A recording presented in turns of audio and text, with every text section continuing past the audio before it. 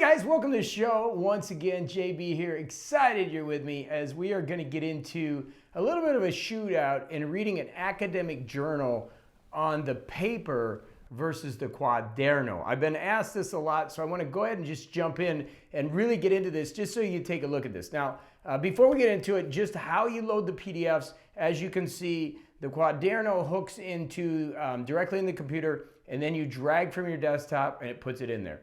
The Quirks Logic paper, actually, you drag it in and it's using their internet-based software kind of proprietary file system, which I actually love. I think that's an advantage of the Quirks Logic, is that they do have this wonderful file system that really works.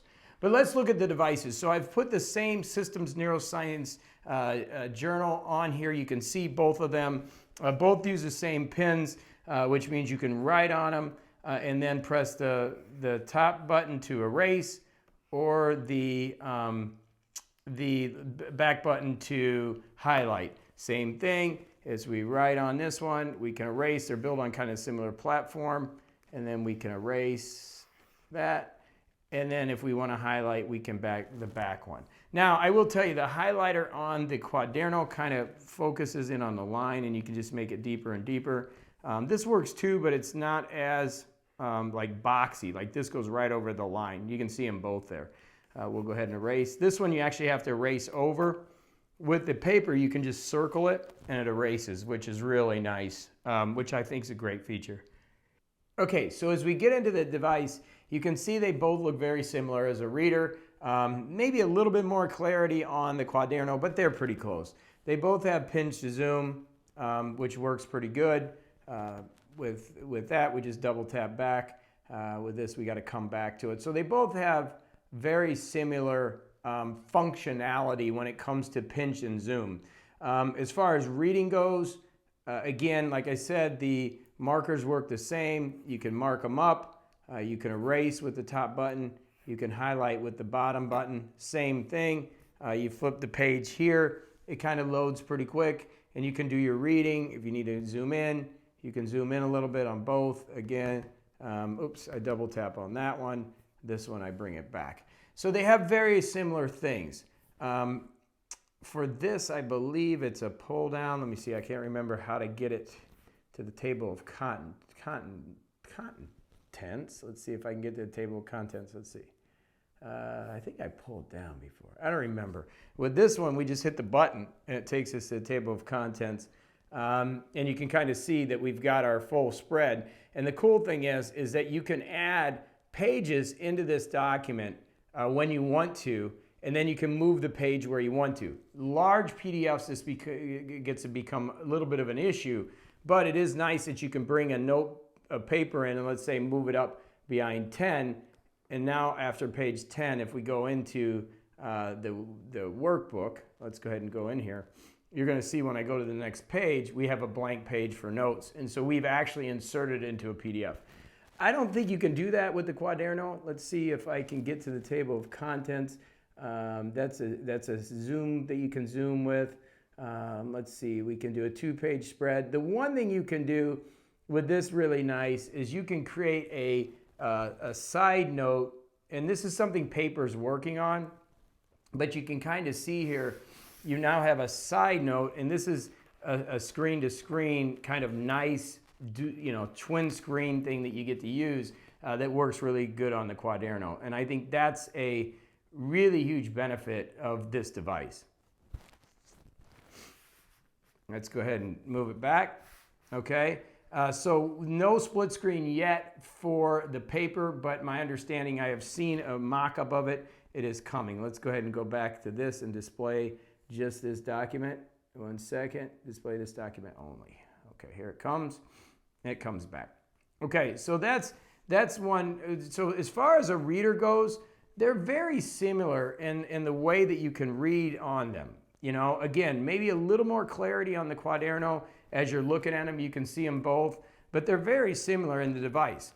The one thing that I will tell you that they're working on, again, this is a brand new software, so they're in their first update, so they got some revisions coming.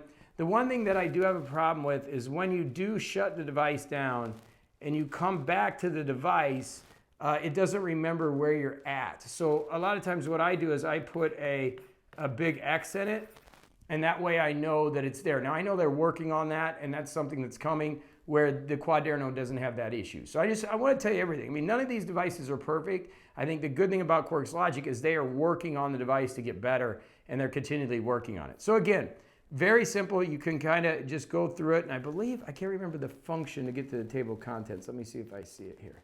I think this is a bookmark. Yeah, here's the table of contents. So here's the table of contents. So you can see it there, and then I know there's a way to check all the pages. Like here, they've got it here, which is really easy.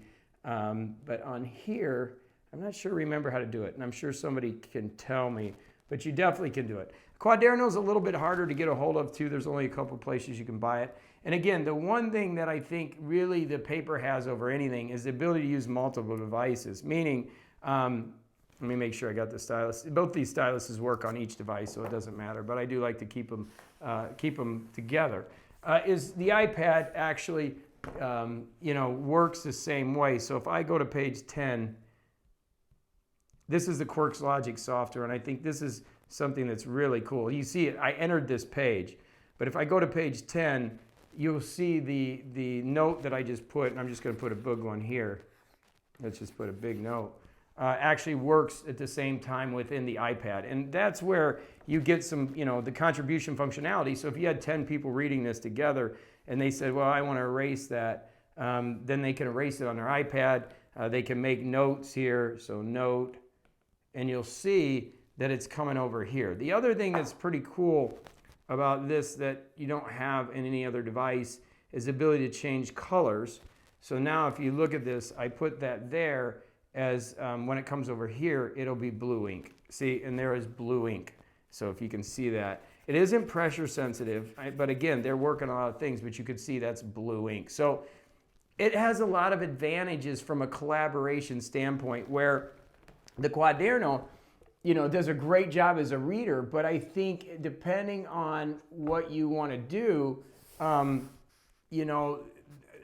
the paper has a little bit more ability to do some things. Now, I know it's not available outside North America, Canada, USA, but it's coming. I've been talking to them. They're getting ready to, and I know Voya's getting one, so and he's going to be doing a review. So they're trying to get this out to everybody else. Brand new company, not a new company, but brand new with this device, and they're working towards getting this to Europe. But I wanted to show you, because a lot of people have been asking me about the reading aspect of this and how does it work. And I'm not a big PDF reader. I use my Kobo for my books, but you can see that they both are pretty good readers. It's just the paper has a little bit more functionality, I think, in the long run for the price, and you're going to be paying a similar price for both of these. So want to do a quick video. I hope it helps. As always, thank you for being a part of the community here. I always say this is a community, not a channel. Please leave any comments below, and we'll keep rocking and rolling it. But reading an academic journal, I would have to give thumbs up to the paper. The only thing is, putting that mark to make sure where you remember where you are. It's not a perfect device, but it works great. This week, the Max Lumi is going to be here with a backlit 13.3, and I'll put it up against these. That's going to be an interesting one. Okay, so make sure you subscribe, hit that alert bell so you know when I got these videos coming up, and I got a lot of devices coming in this week, so we're going to be rocking and rolling. Thanks for watching. Go have a fantastic day.